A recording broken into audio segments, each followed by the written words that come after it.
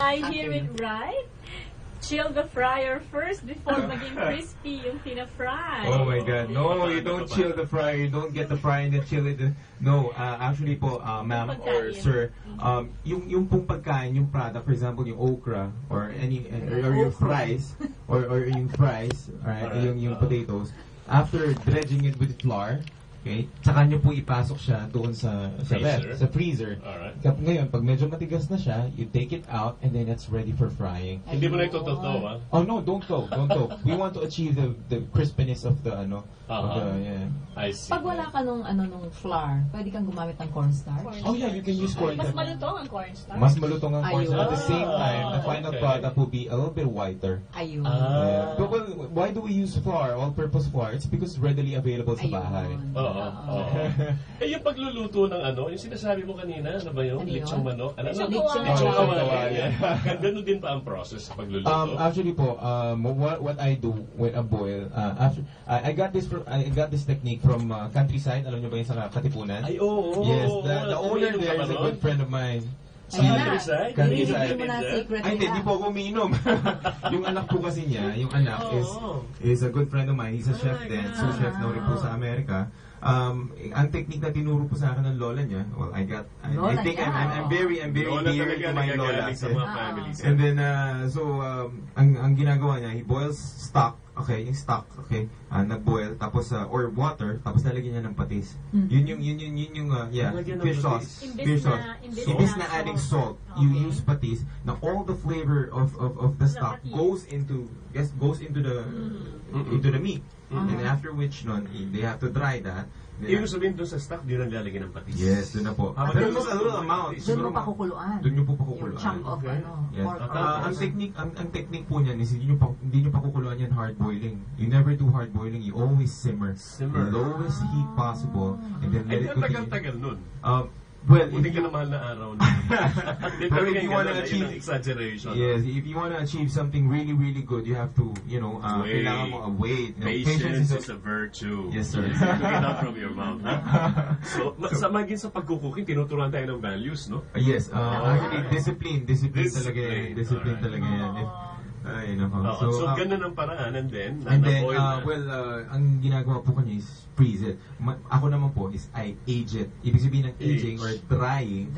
Okay. Para Saan? ano nangyayari sa kanya, yung meat, it becomes more tender. Nag-shrink siya. Okay? Paano sige, sorry.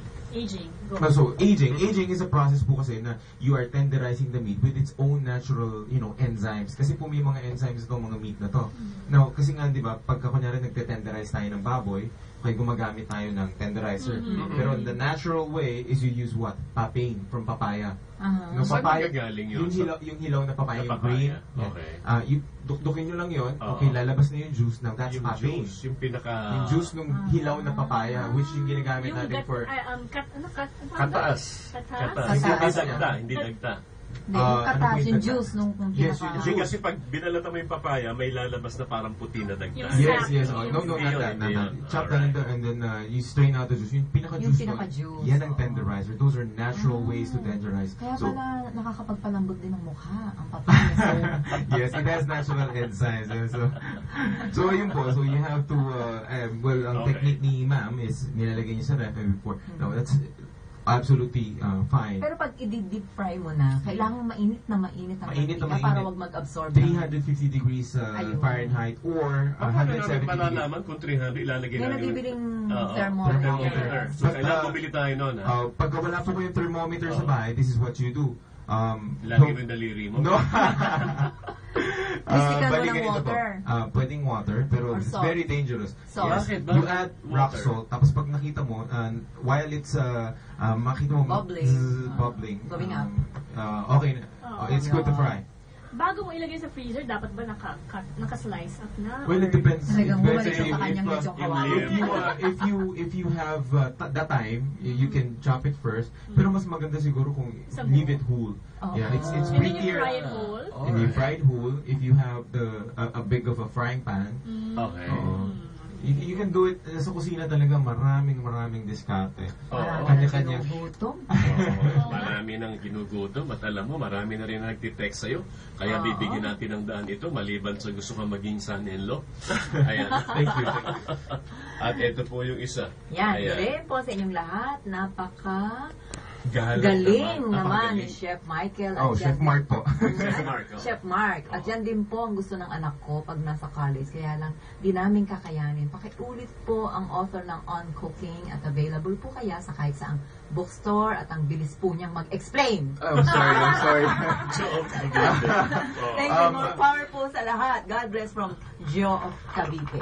Thank you, Joe, for that question. Kung yung anak niyo po gustong mag-aaral ng culinary arts, hindi po ako pumasok ng culinary arts. Sabi ko nga po, nag-HRIM po ako. After po noon, pumunta po ako sa hotel at doon po ako nag-apprentice. From there, hindi muna ako sinweldohan. Tiniis ko po lahat yun. Gano'ng katagal hindi sinweldohan? 3 to 4 months po. 3 to 4 months. And then after... Hindi ang sabi ng nanay mo, tigilan mo na yan, anak. Yun nga po, marami pong nagpapatigil sa akin. Sabi na, imagine mo, graduate ka ng Lasal, graduate ka ng Pinil, with all the awards na natanggap mo, and then you're working as that. And sabi ko po, ito pong gusto kong gawin. This is what I wanted, so this is what I am right now. having a chat with Radyo Veritas. Alam mo, nai-inspire akong pakinggan siya kasi HRIM ng Binil. Yung anak ko yun ang kurso ngayon sa Binil. Si Jeff. Hi, Jeff. At mag-OJT ba na malaki siya? I know all the professors there at College of St. Benil. Si Dean de Larmente. Huwag mo nang ipag-inuman ako kasi... Baka hindi pumapasok yan na itatanong. I'm kidding. Ano po ulit yung cookbook na minention ni Mark? Meron ba siyang website for his simple recipes? Actually po, you can go to Google and then dun sa search engine, just type Chef Mark Uy. And then lalabas na po yung mga website na hindi ako gumawa. Ang gumawa nun ng mga schools na pinuntahan ko, which sila ang gumawa nun para sa akin. And then I have certain videos over there na medyo tinuturuan kayo magluto. Pero medyo fine dining siya. Pero if you can substitute po, katulad ng if you see potatoes there, okay, you can use sweet potatoes, kamote. It's perfectly fine and then it's rich in fiber. So, yung book naman po na sinabi mo kanina. Yes, it's On Cooking. It's On Cooking by Wayne Gislin. Wayne Gislin, yes. Ano spelling ng Gislin? W-A-Y-N-E, Wayne, then Gislin, G-I-S-S-L-E-N. Ayun. Wayne Gislin. Ano pa ang pangalan ng bisita niyo at pwede bang makuha ang cellphone niya? Parang may iba ka nang gusto dyan, ha? Thank you, Jenny. Babalikan po natin ito ating magandang usapan. Wag po kayong aalis. May balita sa atin si Roda Quinto. Sakit sa balat, laganap sa